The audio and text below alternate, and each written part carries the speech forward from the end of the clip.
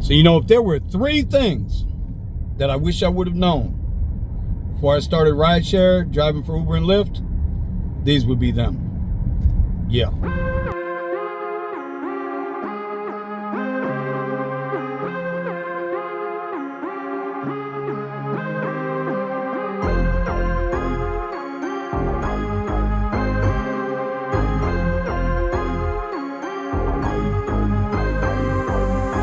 So I'm going to go in reverse order here.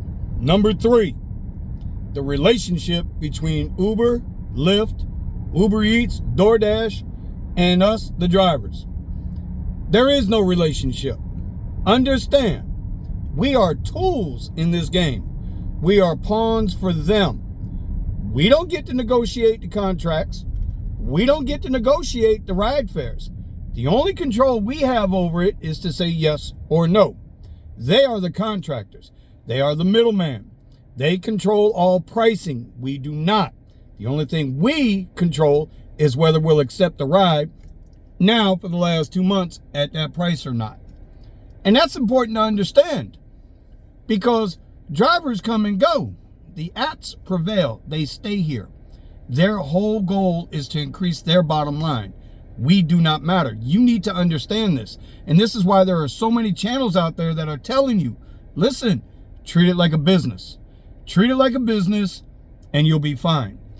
Understand the apps don't have your back. Understand that. It is just a means to an end for you to get your money up, to get out of whatever situation you're in, or from whatever goals or dreams you're chasing. That's it. That's the end of the relationship.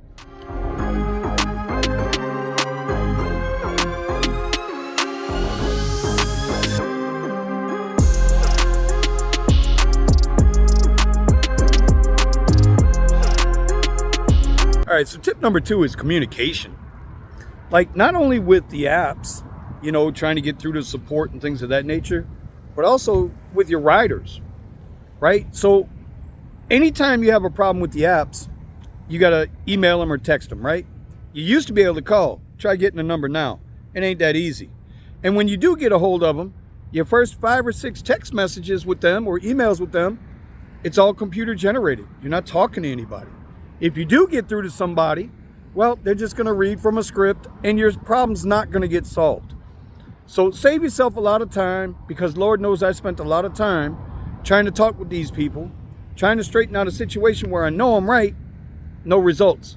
So communication with the apps is tough. Now, communication with your riders, that's a whole nother thing. Communication with the riders. How do you greet them when they get in the car? You know, when you first start, you're like happy and ready to go, and you think everybody's going to be your friend. And listen, it don't work that way. Some people want to talk, some people don't. Your main goal is going to be to figure out which ones want to talk and which ones don't. But I will say this. Every rider that gets in your car is in some kind of a mood. Could be good, could be bad. And once you figure that out, you'll know how to adjust to that. But the main thing is for you to have a positive attitude. You need to be in a good mood. You need to understand that you're providing a service. And oh yeah, your vibe directly reflects the amount of tip you could get. Just saying.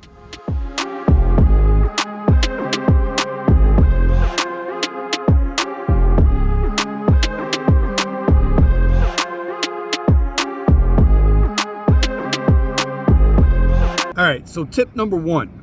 This is the most important tip you're ever going to get from an Uber or Lyft driver, and it's probably going to be the most honest. Time management. Nobody prepared me to understand that time management is your number 1 asset out here. So what do I mean by that? Well, it's pretty simple. How many times have you gone to the airport and waited 2-3 hours for a damn ride? I know some of y'all are going to say, oh, that's foolishness. But everybody's done it, and you're lying if you haven't.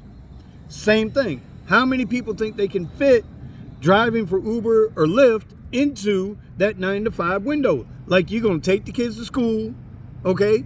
Then turn on the apps, make all this money, $200, $300, $400 a day, and then at 3:30, shut it off, go get your kids, go home, play homemaker. Whether you're man or female, it don't matter. It don't work that way. Time management. You got to know when to work. Not only where to work, but when to work. Now, some people are morning people. So they're going to get up 3 o'clock in the morning. They're going to work those hours till 7, 8, 9. And I know that works for some people because they figure it out. You got other people who do things in the morning. So they're afternoon people, right? They might not get out till 3, 4 o'clock in the afternoon. It might work till 9, 10 o'clock at night. You know, there's different time frames. You got people that work overnight. But here's the thing. No matter how you try to stack it up, you can only work if there's business. You can only work if people are moving. And for me, rush hour don't count. You know why rush hour don't count? Because you're sitting in traffic with one ride.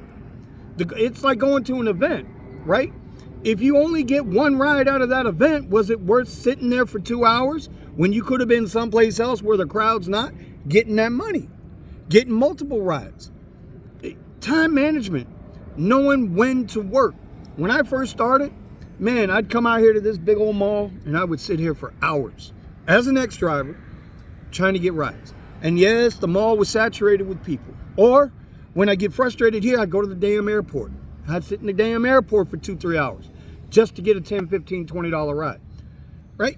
Time management is the thing you have to learn immediately, knowing when and where to work. People say, well, Vinny, how come you don't put in the same hours as an Eddie?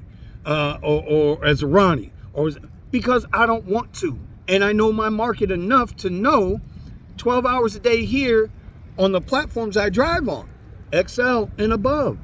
It doesn't work that way. If I were driving X, it'd be a hell of a lot easier. But for me, the return on my investment to drive X is not worth it. I've been there, I've done that. I've learned to manage my time so that I can do other things. Yeah, to me, that's the most important thing you must learn is time management. Know when, know where, and you'll get your bread. I hope they helped you out, and we'll see you next time. Peace out.